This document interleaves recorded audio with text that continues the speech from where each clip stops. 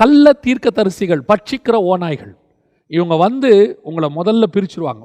ரெண்டாவது, இவங்க தேவனை விட்டு உங்களை பிரிப்பாங்க. ஆனால் உங்களுக்கு அது தெரியாது நீங்கள் தேவனை விட்டு பிரித்தாங்கன்னு. எப்படி சொல்கிறீங்க? சபையை விட்டு பிரிக்கும் போது சபையை விட இவங்க முக்கியன்ற மாதிரி உங்களுக்கு காட்டுவாங்க.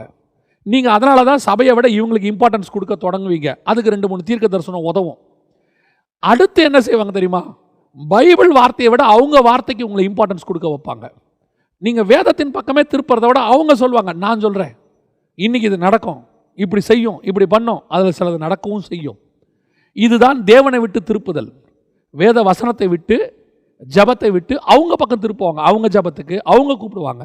நான் சொல்கிறேன் செய்யுங்க, நான் பண்ணுறேன், நான் சொல்கிறேன் உங்களுக்கு இது செய்யுங்க, கரெக்டாக நடக்குமா நடக்காதா பாருங்கள். இல்லை, உங்களை தேவன் பக்கம் திருப்புறவன் தான் ஊழியக்காரன். தன் பக்கம் திருப்புறவன் ஊழியக்காரன் அல்ல. இங்கே தேவனுக்கு தான் வர்ஷிப், இங்கே ஊழியக்காரனுக்கு வர்ஷிப் கிடையாது, ஹீரோ வர்ஷிப் கிடையாது. அப்படி யார் சபையை விட்டு வெளியே திருப்பி தேவனை விட்டு தன் பக்கம் திருப்பி தான் இம்பார்ட்டன்ஸாக உனக்கு தன்னுக்கு இம்பார்ட்டன்ஸ் கொடுக்க வைக்கிறானோ அவன்தான் அந்த கள்ள தீர்க்கதரிசி, அவன்தான் அந்த ஓநாய்.